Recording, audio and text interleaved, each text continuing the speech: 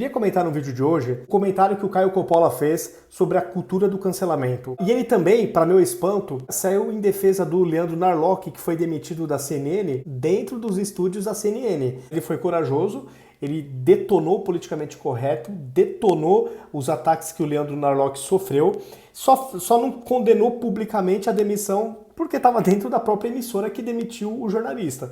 Mas eu achei que ele foi bem ousado. Então eu vou colocar para vocês o primeiro trecho dessa participação do Coppola no grande debate e aí vou fazer nos comentários. Vamos lá, pessoal. A cultura do cancelamento, ela pode ser definida como um boicote social e profissional a um indivíduo, que pode ocorrer tanto no mundo virtual quanto no mundo real, no mundo dos escritórios, das universidades e por aí vai. Esse boicote, ele vem acompanhado por um linchamento moral e, via de regra, um linchamento de repercussão pública.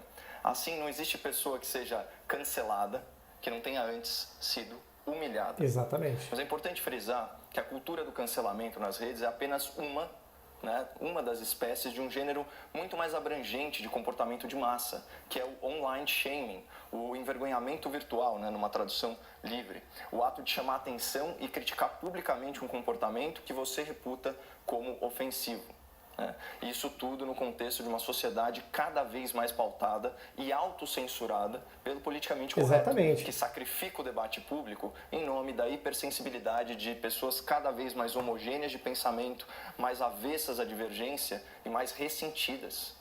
É o filósofo Luiz Felipe Pondé, em um vídeo... E aliás, só complementando aqui, pessoal, a questão do politicamente correto, já começa que isso aí já mereceria um vídeo. Isso é uma grande hipocrisia. A esquerda se auto-intitula, se autodenomina defensores de minorias. Então eles se denominam como defensores de negros, de homossexuais, de gordos, que agora está começando a vir o esquema da gordofobia. Então, o problema é que o politicamente correto está criando diversos tentáculos. E um deles, e mais recente, essa cultura do cancelamento. Mas sempre a origem acaba sendo o politicamente correto que divide a sociedade, faz com que segmentos entrem em conflito forçado e a partir do momento que vai dividindo, eles vão conquistando espaço. Então é uma estratégia antiga, então a gente tem sempre que ficar atento para não cair nessa cilada. Vamos seguir aqui. A cultura do cancelamento na internet, ele propõe algumas reflexões interessantes, explorando aí esse fascínio da humanidade ao longo da história pela desgraça alheia e pela humilhação pública.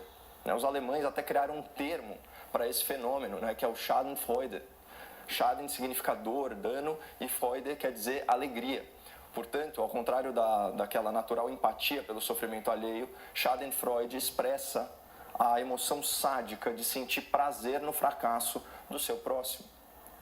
Então, o que leva o professor Pondé a constatar uma triste realidade. Ele diz, aspas, o ser humano gosta de jogar pedra nos outros.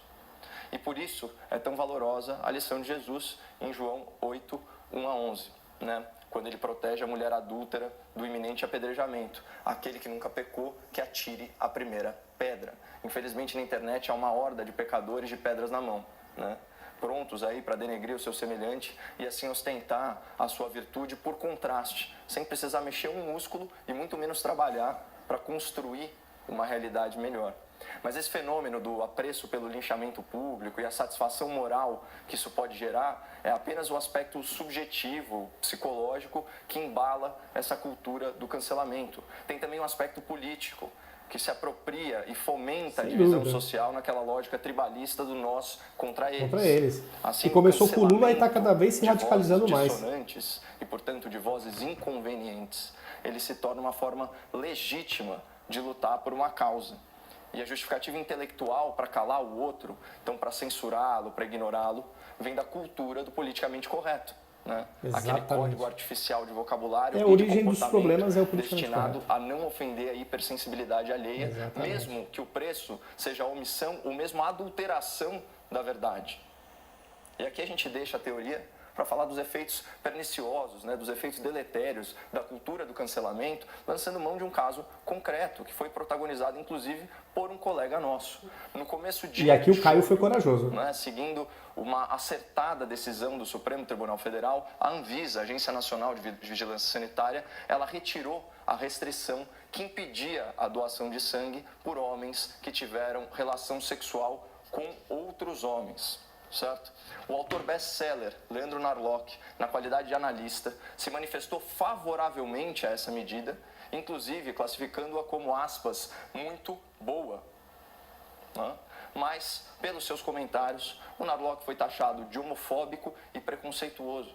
Acusações que são bem distantes da realidade que nós aqui da redação conhecemos. Pior, ele teve prejuízos financeiros por causa do episódio, que afetou, perdeu o emprego, inclusive, a sua vida profissional. Foi mandado embora da CNN. Por isso, em CNN. solidariedade ao colega e seguindo aí o manifesto dessa emissora, que privilegia os fatos em detrimento das suas enviesadas interpretações... E aqui deu para sentir que foi uma cutucada do Coppola na CNN. Ele deu uma ironizada.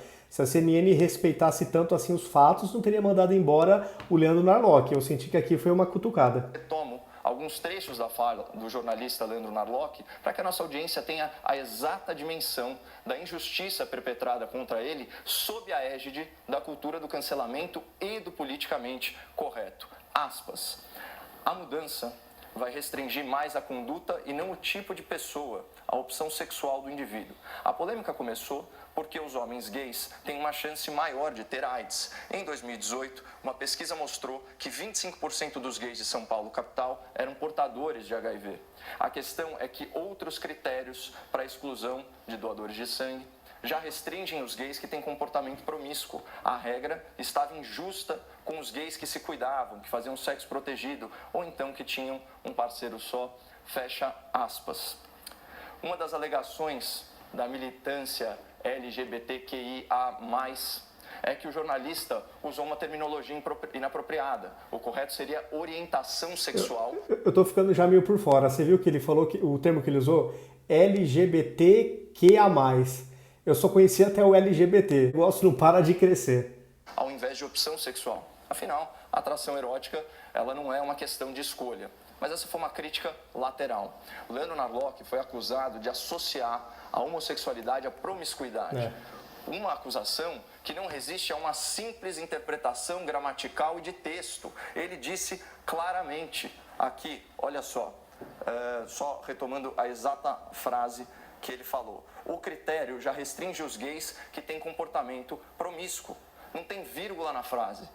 Portanto, ele não faz referência a todos os gays, mas uma amostra promíscua dentro desse grupo, assim como existe entre os heterossexuais. E a continuação da frase, ela confirma isso, pois trata de homossexuais que praticam sexo protegido e têm menos parceiros. Então, finalmente disseram que o Narlock estava equivocado quanto aos números, mas o estudo citado ele foi encomendado pelo próprio Ministério da Saúde, publicado numa revista científica especializada e amplamente divulgado pela imprensa, como demonstra essa manchete aqui da Folha de São Paulo. Aspas, em São Paulo, 1 a cada 4 homens que transam com homens tem HIV, revela estudo. Entre jovens de 15 a 19 anos do país, taxa de infecção triplicou. Medo da AIDS e uso de camisinha são menores. O portal G1 ele também repercutiu essa notícia. Aspas, em 12 cidades brasileiras, 1 em cada 5 homens que fazem sexo com homens tem HIV, diz estudo. Agora, se o jornalista Leandro Narlock foi preciso na sua citação dos dados, onde que está o problema? Exatamente. É na ideia Exatamente. de que as informações por ele veio... O Narlock não foi preconceituoso que nem a patrulha caiu em cima dele. Ele simplesmente comentou um fato, estudos, dados estatísticos, e foi detonado por causa disso. Porque é aquele negócio, o Narlock, ele não é da patota, ele não é de esquerda, ele não pertence a essa bolha. É por isso que eu sempre digo, para os esquerdistas, para os defensores de minorias, para esses hipócritas, não importa o que se fale. Você pode falar as maiores barbaridades. Se você for da esquerda, se você for da patota, vai ser relativizado, inclusive na imprensa. Agora, se você não for da bolha, você tá lascado, mesmo que o que você tenha dito seja um fato, tenha sido baseado em estudo, mas aí não tem problema, vai vir a patrulha e o cara foi demitido da CNN, o Leandro Narlock. Por exemplo, Ciro Gomes é um cara que só fala absurdos, só fala barbaridades.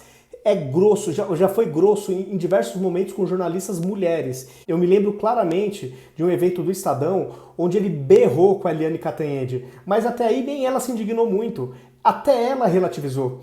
Imaginem se, por exemplo, se tivesse sido o Bolsonaro que tivesse dado aquele berro com a jornalista. Ele estaria preso. A imprensa inteira estamparia nas primeiras páginas de jornais. Vocês não tenham dúvida. Então, essa hipocrisia do politicamente correto é uma vergonha. Isso é uma farsa. Não dá para levar a sério. Simplesmente não dá para levar a sério.